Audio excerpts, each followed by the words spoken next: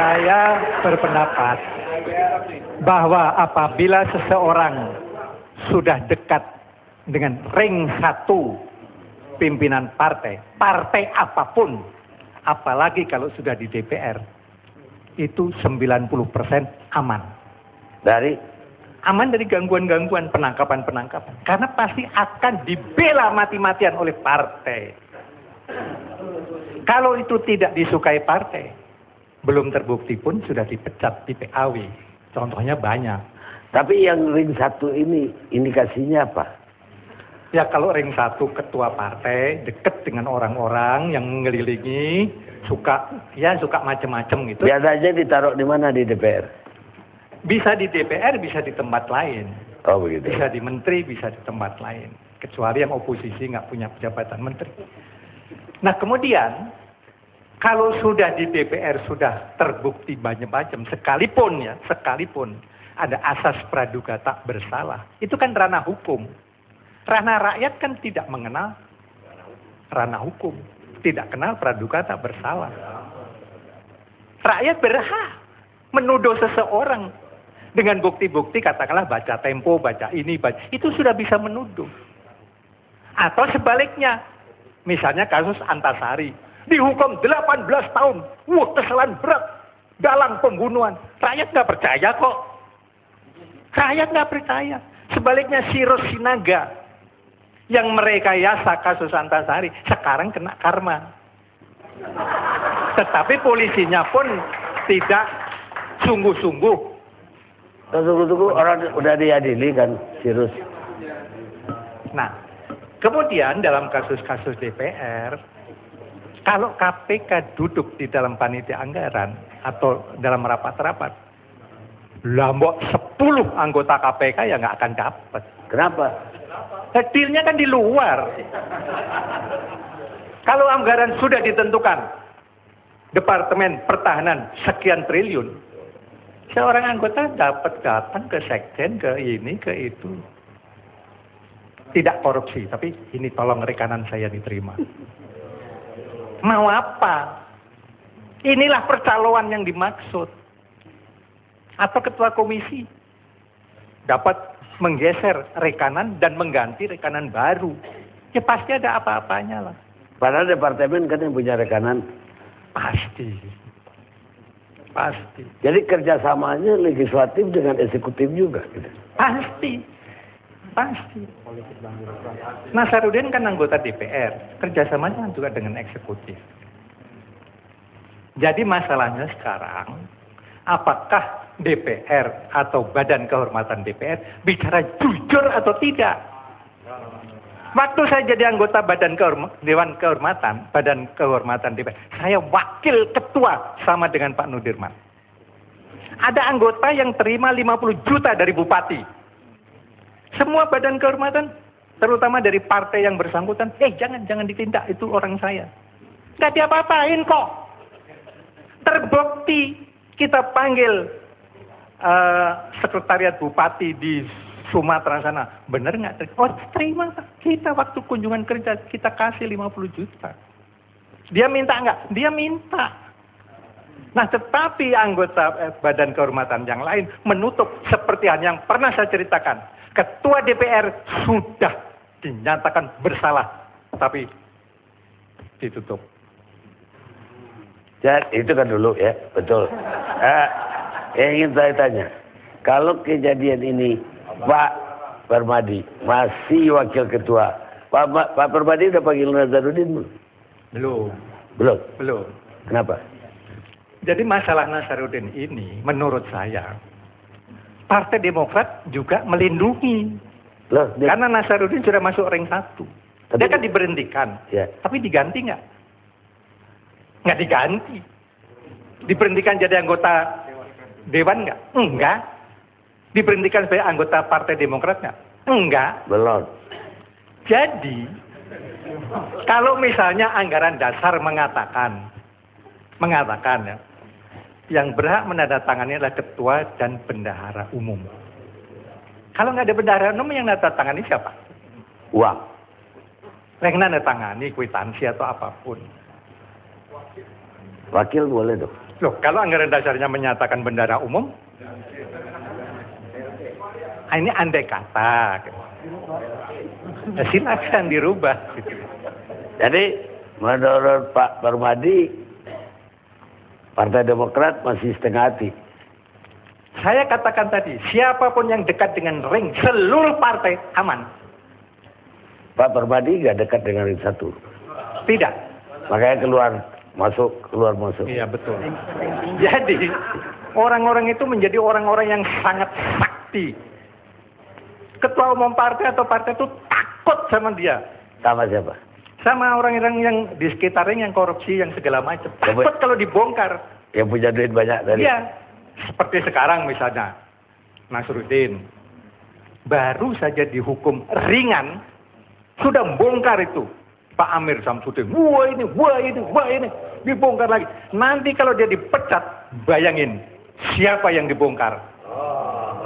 Ngeri saya, Pak. Ngeri. Pak Arbi tadi. Pak Arbi, ini apa ya rapat terlalu besar? Bang Karni, saya interupsi sedikit. Marilah kita menghormati etika. Kita kritisi partai kita masing-masing. Jangan kaitkan dengan partai lain. Nggak elok ditonton rakyat. Ya Pak Permadi, ya. Saya mohon itu Pak Permadi, ya. Terima kasih, tapi rakyat senang kok. Ya. Saya kira Pak Permadi, Arbi. Ya Bang Karni, belajarlah menunjuk hidung sendiri sebelum menunjuk hidung orang lain. Terima kasih. Saya kira udah nyampe pesannya. Kalau manggil udah kesampaian. Pak Arbi Sadid, harapan begitu besar kepada partai politik. Bahkan karir untuk menjadi eksekutif pun selayaknya melalui partai politik. Yang terjadi seperti ini sekarang. Dan lebih jauh lagi, kalau betul kerjasama tadi menghabiskan anggaran. Sudah semua seperti yang juga diakui oleh panitia anggaran tadi. Eksekutif lagi gede lagi. Legislatif. Jadi artinya 3 pilarnya Republik. Ya, selama ini penegakan hukum udah duluan babak belur tuh. Kalau ini udah roboh begini, apa dari ilmu politik yang bisa Bapak katakan? Ya, saya kira dalam minggu lalu kita pernah ada seminar mengenai dari petisi 50. Kita bicara tentang checks and balances. Checks and balances itu sebenarnya suatu mekanisme kerjasama yang tidak formal, tetapi mengarah kepada saling mengawasi. Ya, tanpa intervensi, tetapi mengarah kepada pelayanan rakyat. Ya. Di antara 3 lembaga itu. Nah, ini sebenarnya yang nggak ada. Ya, kalau check and balances itu kan maksudnya agar lembaga ini mengontrol lembaga ini. Lah kalau lembaga-lembaganya udah kerjasama semua, apa yang terjadi? Ya justru itu nggak adanya. Justru itu tidak akan tercipta check and balances itu. Karena memang itu dikalahkan oleh... Terus sebagai ilmuwan, Bapak menganjurkan apa yang harus kita perbaiki? Yang perbaiki yang pertama sekali dalam pemilihan umum. Ini masalah manusia-manusia yang berkuasa dalam politik itu kurang integritas. Terlalu sedikit yang punya integritas. Bukan berarti bahwa mereka itu orang mampu, orang punya kapabilitas. Juga belum. Tetapi soal integritas saja yang menjadi syarat utama bagi orang yang harus berkuasa, juga supaya dipercaya rakyat, itu nggak ada ketentuannya, nggak ada urusannya di dalam pemilihan umum. Undang-undang pemilu tidak mempersyaratkan integritas itu. Jadi orang-orang yang tidak bertanggung jawab, asal populer, asal punya uang, bisa masuk dalam pemilu dan menang. Dan setelah menang, ya ini ya jadinya. Menurut Pak Arbi harus dibikin seperti apa sistem pemilu kita? Ya kan susah juga ya kalau ada testing integritas dulu sebelum masuk. Oh iya mesti Pak, kalau nggak ada orang jadi pembantu aja dites dulu Pak. Bukan, integritas. Iya, integritas itu ditanya dulu apa orang jujur, kamu maling Pak.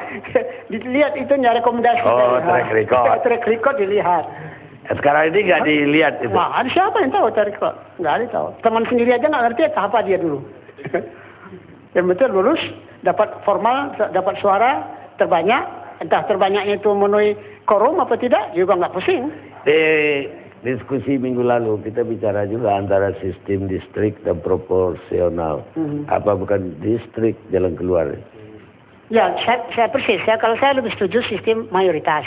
Kita biasa sebut distrik. Jadi hanya 2 permain di dalam pemilu itu. Nah ini kalau kita dalam multi partai, kita perlu mengembangkan koalisi menjadi 2. Nanti setelah pemilu menjadi fraksi jadi 2 di parlemen. Nah kenapa 2? Kalau kita bicara kompetisi, 2 yang main. Kalau mainnya banyak nggak kompetisi dong. Siapa lawan siapa nggak jelas. Jadi kalau kompetisi mesti 2. Nah dengan 2 itu ada sederhana permainan. Bisa kita kontrol siapa yang main dengan apa, ya, dan lalu efektif, ringkas. Jadi Bapak, ya dengan demikian orang yang punya integritas di masyarakat itu lebih terlihat kan oleh publik dari 2 tadi mana yang paling integritas. Ya. Jadi Bapak integritas dari kapabilitas. Sebenarnya saya pentingkan 2-2, tapi dalam kaitan sekarang ini persoalan integritas lebih kuat. Karena apa tadi?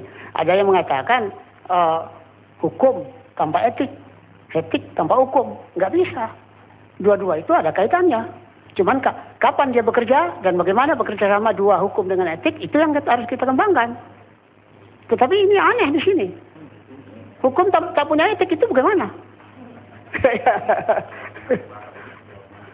Iya. Etika itu nilai di bawah hukum. Jadi seharusnya hukum itu udah mencakup etika tadi. Karena dia dari stratifikasi nilai, nilai hukum derajatnya lebih tinggi.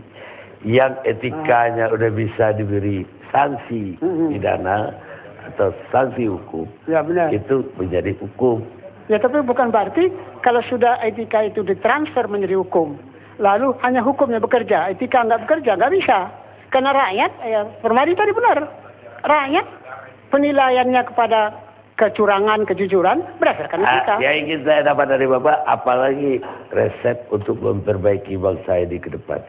Ya, saya kira tadi soal pemilihan umum, penyederhanaan partai, dan juga penyederhanaan fraksi di DPR. Nah, soal yang ketiga adalah soal ini sistem kita ini benar-benar hancur, kacau-kacau balau. Benar-benar kacau balau. Nggak jelas kita pakai sistem apa ini. Bukan satu sistem, tapi double. Undang-undang dasar di amandemen sistem presidensial.